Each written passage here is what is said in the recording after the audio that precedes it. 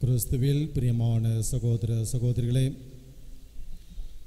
கோடி அற்புதர் புனித அந்தோனியாரின் அன்பு பக்தர்களே,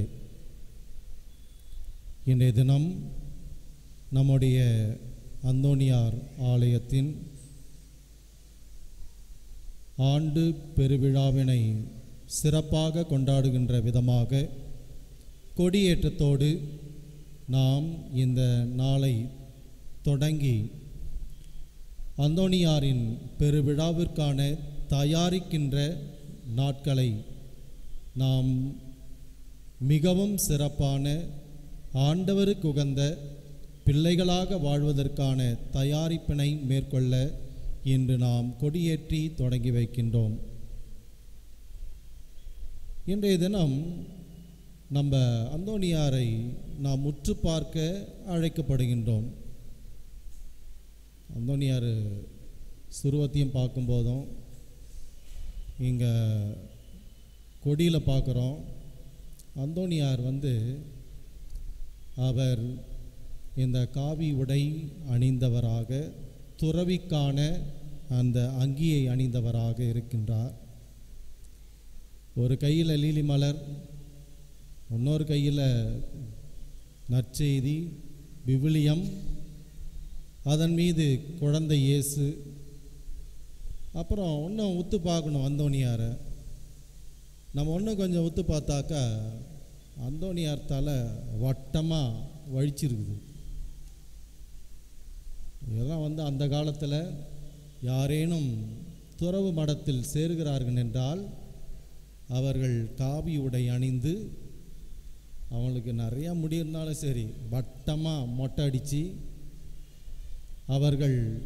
இவர்கள் தங்களையே ஆண்டவருக்காக துறந்திருக்கின்றார்கள்.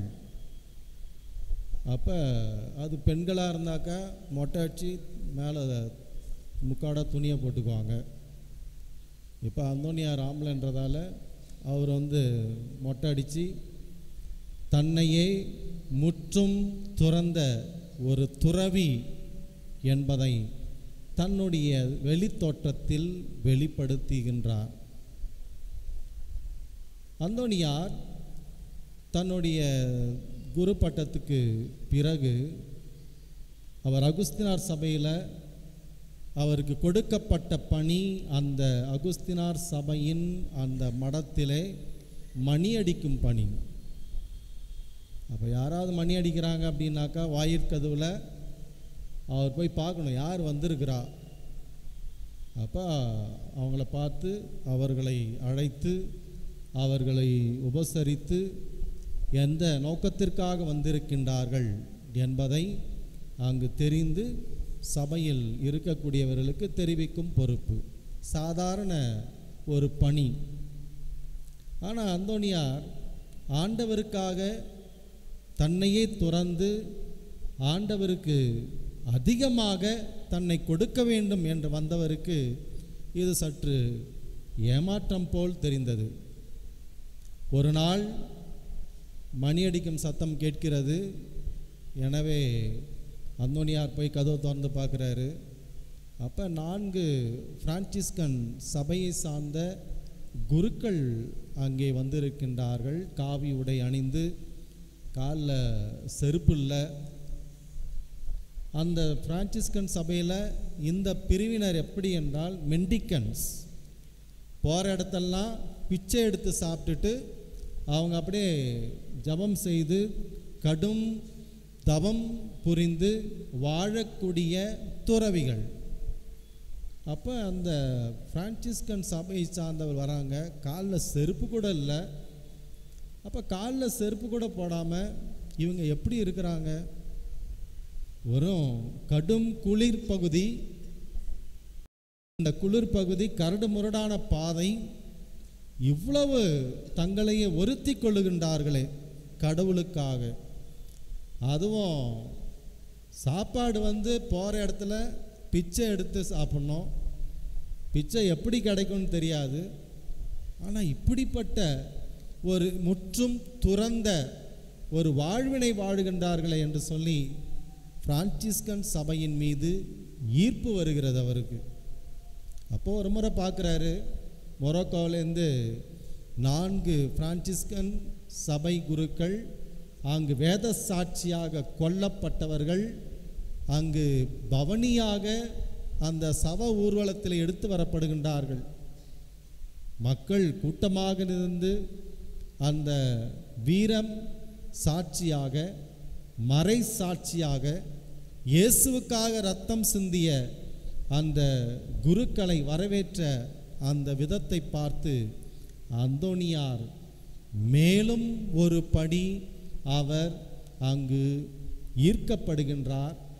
நான் இந்த பிரான்சிஸ்கன் சபையில் சேர்ந்து நற்செய்தியை அறிவிப்பதற்காக இவர்களைப் போன்று நானும் மறை சாட்சியாக ஆண்டவருக்கு என்னை கொடுப்பேன். இன்னும் அதிகமாக நான் ஆண்டவருக்காக நான் பணிபுரிய வேண்டும். இப்போ இருக்கிறத விட இன்னும் அதிகமாக நற்செய்தி அறிவிக்க வேண்டும்.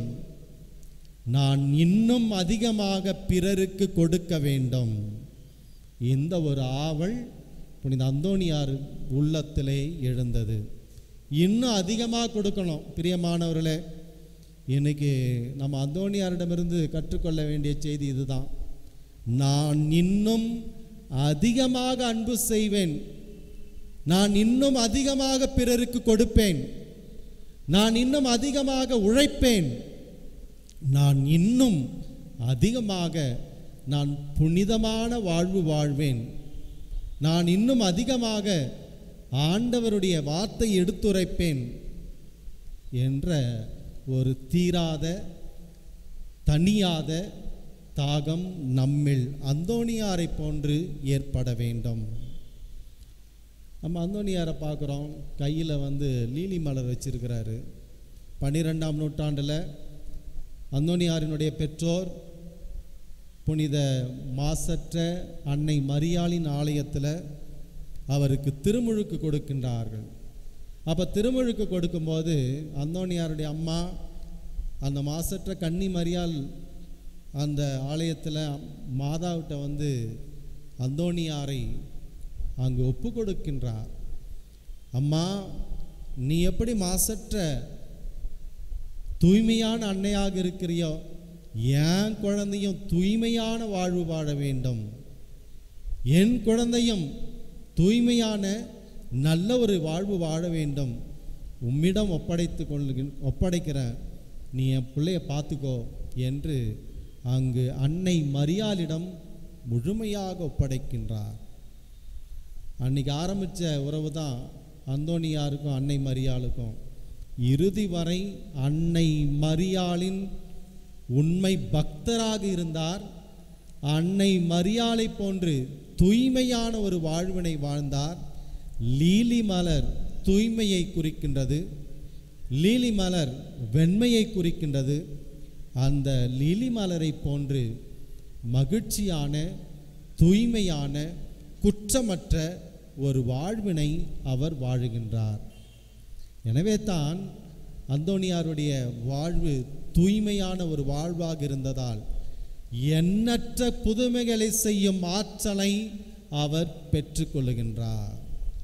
ஏராளமான மக்களுக்கு நன்மை புரியும் வரத்தையும் கொடையையும் இந்த அந்தோனியாரின் தூய்மையான வாழ்வினால் அவர் பெற்றுக்கொள்ளுகின்றார். அந்தோனியாருடைய கரத்தில் விவிலியா இருக்குது. அந்தோனியார் இறை வார்த்தையின் புனிதர் என்று சொல்லுகின்றோம். வலிமையோடு ஆண்டவரின் நற்செய்தியினை அறிவித்த புனிதராக இருக்கின்றார். எங்கெல்லாம் அந்தோனியார் போறாரோ அங்கெல்லாம் மக்கள் திரண்டு அவரது வார்த்தைக்கு, அவரது போதனைக்கு செவிமடுத்தார்கள். இதுக்கு பல எடுத்துக்காட்டுகளை சொல்லலாம். எப்படின்னாக்கா, அந்தோனியார் போயிட்டு போதிக்கின்றார். 30,000க்கும் மேற்பட்டவர்கள் அவரது போதனையை கேட்கின்றார்கள். அவரது போதனை கேட்டவர்கள் என்ன செய்கின்றார்கள்? அவர்கள் அங்கு இருந்த குருக்களிடம் பாவ சங்கீர்த்தனம் செய்கின்றார்கள், பாவ அறிக்கையிடுகின்றார்கள். தங்களையே தூய்மைப்படுத்திக் கொள்ள அந்தோனியார் அழைப்பு கொடுக்கின்றார். அந்தோனியாரின் மறைவுரை ஒவ்வொரு உள்ளங்களையும் தொட்டது. அவர்கள் நேரடியாக அவரது மறைவுரையை கேட்ட பின் குருவானவரிடம் சென்று பாவ அறிக்கையிட்டு பாவ சங்கீர்த்தனத்தின் மூலம் தூய்மை பெற்று அவர்கள் மகிழ்ச்சியோடு சென்றதாக அவருடைய வரலாற்றில் பார்க்கிறோம்.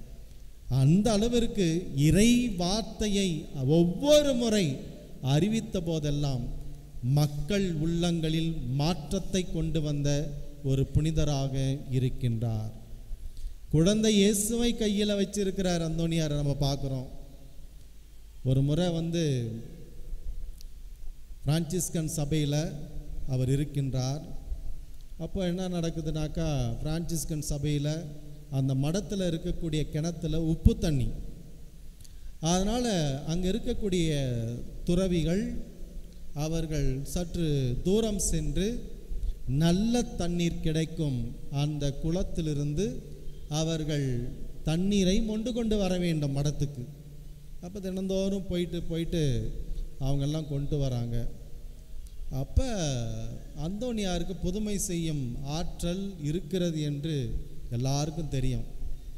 அப்போ ஒரு வாட்டி சொல்கிறாங்க, அந்தோனியாரே, தோ நம்ம மடத்து உள்ளேயே கிணறு இருக்குது, ஆனால் உப்பு தண்ணி. இந்த உப்பு தண்ணியை நல்ல தண்ணியாக நீ மாற்றிட்டீங்கன்னா இங்கே நம்ம தண்ணி எடுத்துக்கலாம், இங்கே தண்ணியை மொண்டு நம்ம குடிச்சிக்கலாம் அப்படின்ட்டு சொல்கிறாங்க. அப்பொழுது அந்தோனியார் அந்த கிணற்றுக்கு செல்லுகிறார். அன்றைய தினம் அந்த சபையினுடைய தலைவர், மடத்து தலைவர், அவர் வெளியூர் சென்று விடுகின்றார். அப்போ என்ன பண்ணுறார், அந்தோனியார் போகிறாரு. போயிட்டு அந்த கிணற்றில் இருந்த உப்பு நீரை தன்னுடைய ஜப வல்லமையினால் அதை தூய்மையான நீராக மாற்றுகின்றார். அப்போ எல்லா துறவிகளுக்கும் ஒரே மகிழ்ச்சி. நாளையிலிருந்து நம்ம ரொம்ப தூரம் போயிட்டு நல்ல தண்ணி கொண்டு வர வேண்டாம், நம்ம மடத்திலே இனிமேல் நல்ல தண்ணி கிடைக்கும். அப்பொழுது அவர்கள் மகிழ்ச்சியாக இருந்தார்கள். மடத்து தலைவர் வந்த உடனே போய் சொன்னாங்க, இது மாதிரி நம்ம அந்தோனியார் இந்த உப்பு தண்ணியை நல்ல தண்ணியாக மாற்றிட்டார், இனிமேல் நம்ம போகவே தேவையில்லை தூரம்லாம் அப்படின்ட்டு. அப்பொழுது அந்த மடத்து தலைவர் மகிழ்ச்சியாக இருப்பார்னு பார்த்தாங்க. ஆனால் அவர் மகிழ்ச்சி கொள்ளவில்லை. அவர் என்ன தெரியுமா சொன்னார், உங்களெல்லாம் சோம்பேறி ஆக்கிட்டார். ஒரு துறவி கடினப்பட்டு தான் செய்கின்ற ஒவ்வொரு காரியத்திலும் அவர் முயற்சி எடுத்து, அது எவ்வளோ தூரமாக இருந்தாலும் தன்னுடைய எளிமையான வாழ்வின் மூலம் அதை செய்து முடிக்க வேண்டும் கடமையை. ஆனால் அந்தோனியார் உங்களெல்லாம் சோம்பேறி ஆக்கிட்டார் அப்படின்ட்டு அவர் சொல்கிறார். சொன்னதோடு மட்டுமல்ல, சபை தலைவர் அந்தோனியாரை கூப்பிட்டு, அந்தோனியாரே, உனக்கு புதுமை செய்யும் ஆற்றல் எல்லாம் இருக்குன்னு எனக்கு தெரியும், இனிமேல் நீ என்னை கேட்காம புதுமையை செய்யக்கூடாது அப்படின்ட்டு கட்டளை அடிக்க. காரணம், துறவிகள்லாம் சோம்பேறி ஆகிடுவாங்க, அப்படிலாம் இருக்கக்கூடாது. அதை விட முக்கியமான வார்த்தை அவர் சொன்னார், என்னை பின் செல்ல விரும்பும் எவரும் தன்னலம் துறந்து தன் சிலுவையை சுமந்து கொண்டு என்னை பின்பற்றட்டும் என்று இயேசு சொன்னார். நம்ம இயேசுவின் சீடர்கள் எல்லா விதமான துன்பங்களையும் சிலுவைகளையும் ஏற்று நாம் ஆண்டவரை பின் செல்லும் சீடர்களாக இருக்க அழைக்கப்பட்டிருக்கின்ற நாம் அனைவரும் சுகபோகமோ வசதிகளையோ எந்த விதத்திலும் நாம் கடினப்பட்டு உழைத்து விடாமல் இருக்க வேண்டும் என்ற நினைப்பு நமக்கு வரக்கூடாது என்று சொல்லி அங்கு அந்த துறவு மடத்தில் அந்தோனியார் எந்த அளவிற்கு அவர் எளிமையாக வாழ்வு வாழ்ந்தார் என்பதை எடுத்து சொல்லி, இயேசுவின் சீடர்களாக இருக்க அழைக்கப்பட்டிருக்கின்ற ஒவ்வொருவரும் தியாகம் புரிவதிலும் அவர்கள் கடின உழைப்பிற்கும் எல்லா விதமான இடுக்கண் வேலையிலும் மகிழ்ச்சியோடு இருக்கும் கற்றுக்கொள்ளவும் அழைப்பு கொடுக்கப்பட்டது. இது நம்முடைய அனுதின வாழ்க்கையிலும் நம்ம குடும்பத்தில் சிறிது வசதி குறைவாக இருந்த போதும் நாம் மகிழ்ச்சியோடு ஏற்றுக்கொள்வது, நமக்கு எல்லாரை போல நம்ம வீட்லேயும் எல்லா வசதிகளும் இல்லை, எல்லாரை போலையும் நமக்கு வாய்ப்புகள் இல்லை. அப்படி என்றாலும் நம்ம மகிழ்ச்சியோடு அனைத்தையும் ஆண்டவருக்காக ஏற்றுக்கொண்டு வாழும் இந்த நல்ல பண்பினை நாம் பெற்றுக்கொள்ள வேண்டும். ஒரு முறை ஒரு போர் வீரன் என்ன செய்கிறான், அந்த அந்தோனியார் ஆலயத்துக்கு அருகாமையில் அந்தோனியாரை பற்றி எல்லாம் சொல்கிறாங்க. அவர் பேசுறத கேட்டாலே எல்லாம் இயேசு பக்கத்தில் போயிடுவாங்க. அந்த அளவுக்கு அருமையாக பேசுகிறார், அந்த அளவுக்கு புதுமை செய்யும் ஆற்றலை பெற்றிருக்கிறார் அப்படின்ட்டு சொல்கிறாங்க. அப்போ அந்த போர் வீரன் சொல்கிறான், இதை நான் நம்ப மாட்டேன், அந்தோனியாருன்னு அந்த அளவுக்கு ஆற்றல் பெற்றவரா அப்படின்னு சொல்லிட்டு அவன் அருகிலே சாப்பிட்டு கொண்டிருந்தவரிடம் சொல்லுகிறான், இந்த அருகுபார் கிளாஸு, இந்த கிளாஸை நான் தரையில் போடுறேன், இப்போ முடிஞ்சால் அந்தோனியார் இந்த கிளாஸை உடையாமல் வந்து பார்த்துட்டோம், உடையாமல் இதை வந்து பார்த்துட்டோம். அப்போ உடைக்காமல் இந்த கிளாஸு தரையில் போடுறது இருந்துருச்சுன்னா நான் நம்புகிறேன் அந்தோனியார் உண்மையிலேயே ரொம்ப ஆற்றல் மிக்கவர்னு. இப்போ என்ன பண்ணுறான், தண்ணியெல்லாம் கீழே ஊற்றிட்டு அந்த கிளாஸ் எடுத்து, கண்ணாடி கிளாஸ் எடுத்து அவன் தரையில் சாதாரணமாக போல ஓங்கி அடிக்கிறான். ஓங்கி அடித்த அந்த டம்ளர், கண்ணாடி டம்ளர் அங்கு உடையாமல் அது தரையில் நின்றது. ஆனால் என்னாச்சு, அந்த தரையில் போட்டிருந்த டெயில்ஸ் உடஞ்சி போச்சு, ஆனால் கிளாஸ் உடையலை. அப்பொழுது அவன் சொன்னான், உண்மையிலேயே அந்தோனியார் ஆற்றல் வாய்ந்தவர், சக்தி வாய்ந்தவர், நான் நம்புகிறேன் என்று சொல்லி தனது நம்பிக்கையை அவன் வெளிப்படுத்தினான். ஒரு முறை என்ன பண்ணுறாரு அந்தோனியார், தன்னுடைய பதுவை நகரில் இருக்கிறாரு. அதே மாதிரி அங்கே லிஸ்பன் நகரில் அவர் சொந்த வீட்டில் அப்பா இருக்கிற இடத்துல 2 பேர் சண்டை போட்டு கொலை பண்ணி அவங்க வீட்டு தோட்டத்தில் புதைச்சிட்றாங்க. அந்தோனியார் இந்த செய்தியை அறிகின்றார். அப்பா தோட்டத்தில் இருந்தாலும் அப்பா தான் கொலையாளின்ட்டு வருது.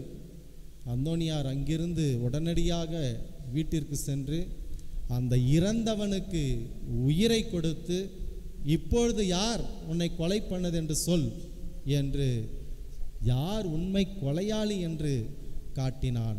இறந்தவரையும் உயிர்ப்பித்து யார் உண்மை கொலையாளி என்று காட்டும் அளவிற்கு ஆற்றலை கொண்டவராக இருந்தார். இத்தகைய கோடி அற்புதரின் புதுமைகளை நாம் அடுக்கிக் கொண்டே செல்லலாம். இதெல்லாம் ஏன் சொல்கிறோம் அப்படின்னாக்கா, அந்தோனியார் இதெல்லாம் செய்யறதுக்கு காரணம் எளிமையான வாழ்வு, தாட்சி நிறைந்த வாழ்வு. எனவே தான் சாத்தான் அந்த அந்தோனியார்கிட்ட வந்து எந்த விதத்திலும் அவரை பயமுறுத்தியோ அவரை தவறான வழிக்கு இட்டு செல்லவோ சாத்தானுடைய குணங்களை அவருக்குள் புகுத்தவோ முடியவில்லை. காரணம், தாட்சி நிறைந்த மனிதராக, பணிவுள்ள ஒரு புனிதராக, ஆண்டவர் தான் எல்லாம் என்று சொல்லி ஆண்டவருக்காக தன்னுடைய வாழ்வை வாழ்ந்த ஒரு மனிதராக இருந்தார். இத்தகைய ஒரு பணிவு, தாட்சி, ஆண்டவர் தான் எல்லாம் என்று நாம் வாழுகின்ற போது நாமும் இறை ஆற்றலையும் வரங்களையும் கொடைகளையும் நிரம்ப பெற்றுக்கொள்ளுகிறோம். இறுதியாக நாம் இந்த நாளில் இறைவன் செய்த எல்லாவற்றுக்காகவும் இந்த கொடியேற்ற நாளில் நன்றி சொல்ல நாம் அழைக்கப்படுகின்றோம். நம்ம வழக்கமாக அந்தோனியார் கோயிலில் பூசை முடிஞ்ச உடனே ரொட்டி கொடுப்பாங்க, எல்லாம் பன்னு கொடுப்பாங்க, ரொட்டி கொடுப்பாங்க. அந்த ரொட்டி எதன் அடையாளம்? நன்றியின் அடையாளம், நன்றியின் ரொட்டி. அது இதுக்கு ஒரு நிகழ்ச்சியை தான் அந்தோனியாருடைய வாழ்க்கையில் பார்க்குறோம். அப்போ ஒரு சமயம் வீட்டில் ஒரு பெரிய பாத்திரத்தில் ஒரு அம்மா தண்ணி ஊற்றி சுடு தண்ணி வச்சுன்னுக்கிறாங்க. அப்போ சுடு தண்ணி வைத்து கொண்டு இருக்கின்ற பொழுது வெளியே செல்லுகின்றார்கள். அந்த வீட்டில் இருந்த அந்த குழந்தை தவழ்ந்து தவழ்ந்து சென்று என்ன பண்ணுது, அந்த எரிந்து கொண்டிருக்கின்ற அந்த சுடு தண்ணி வைத்து கொண்டிருக்கின்ற பாத்திரத்தில் எட்டி பார்க்கிறது. நல்லா எட்டி பார்க்கும்போது அப்படியே உள்ளே ஊந்துருது. உள்ளே விழுந்த குழந்தை அந்த வெப்பம் தாங்காமல் அதிலே இறந்து விடுகிறது. அம்மா போயிட்டு வெளியில் போயிட்டு வந்து பார்க்குறாங்க, காலு மட்டும் தெரியுது பாத்திரத்தில். அப்பொழுது அவள் கதறி அழுகின்றாள், அவள் உறக்க கத்துகின்றாள். பக்கத்தில் தான் அந்தோனியார் கோயில் இருந்து, அந்தோனியார் சபையை சார்ந்தவர்கள் இருந்தார்கள். அவங்கெல்லாம் வராங்க. வரும்பொழுது அந்த குருக்களை பார்த்தவுடன் அந்த அம்மாவுக்கு ஞாபகம் வந்தது, அந்தோனியாரை ஞாபகம் வந்தது. எனவே அந்தோனியாரை நோக்கி பக்தியோடு அவள் கூவி அழைத்து ஜெபிக்கின்றாள், என் குழந்தைக்கு உயிர் பிச்சை கொடுங்கப்பா அப்படின்ட்டு. அப்பொழுது அந்த குழந்தை கத்தியது, உயிர் பெற்று கத்தியது. அப்போ அந்த அம்மா என்ன தெரியுமா அந்தோனியார்ட்ட வேண்டுச்சான், என் குழந்தை எடை எவ்வளவோ அந்த எடைக்கு நான் ரொட்டி துண்டை நான் ஏழைகளுக்கு கொடுப்பேன், ஏழைகளுக்கு என் குழந்தை எடைக்கு சமமாக கொடுப்பேன் என்று சொல்லி அந்த தாய் அந்த உயிர் பெற்ற தனது குழந்தை நன்றியாக மகிழ்ச்சியாக நன்றியின் ரொட்டி என்று கொடுத்தது. அதுதான் இன்றைக்கும் நாம் எல்லா வரங்களுக்காகவும் அந்தோனியார் மூலமாக பெற்றுக்கொண்ட கொடைகளுக்காகவும் நன்றியோடு இந்த ரொட்டி துண்டை நாம் பிறருக்கு கொடுக்கின்றோம். பெற்றுக்கொண்ட அனைத்து வரங்களுக்காகவும் இன்றைக்கும் நம்ம நன்றிக்கு மேல் நன்றி சொல்ல அழைக்கப்படுகின்றோம். நம்ம எப்பெல்லாம் நன்றியோடு நன்றிக்கு மேல் நன்றியை பிறருக்கு சொல்லிக்கொண்டே இருக்கின்றோமோ அப்பொழுதெல்லாம் நம்முடைய இதயம் நன்றியால் நிரப்பப்படுகிறது, நம்முடைய வாழ்வில் மாற்றம் காணுகின்றது, நம்முடைய வாழ்க்கையில் ஆண்டவருடைய ஆசீர்வாதம் அதிகமாகின்றது. எனவே இறைவனுக்கு நாம் நன்றி சொல்லுவோம். கோடி அற்புதர் வழியாக பெற்றுக்கொண்ட எல்லா வரங்களுக்கும் நன்றி சொல்லுவோம். எப்பொழுதெல்லாம் நாம் நன்றி சொல்லிக் கொண்டே இருக்கிறோமோ அப்பொழுதெல்லாம் நமக்கு ஆசீர்வாதம் பல மடங்கு பெருகிக்கொண்டே இருக்கும். நாம் எப்பெல்லாம் நன்றி கட்டவர்களாக இருக்கிறோமோ, எப்பெல்லாம் நன்றி மறந்தவர்களாக இருக்கின்றோமோ அப்பொழுதெல்லாம் ஆண்டவரின் ஆசீரை பெற்றுக்கொள்ள மாட்டோம்.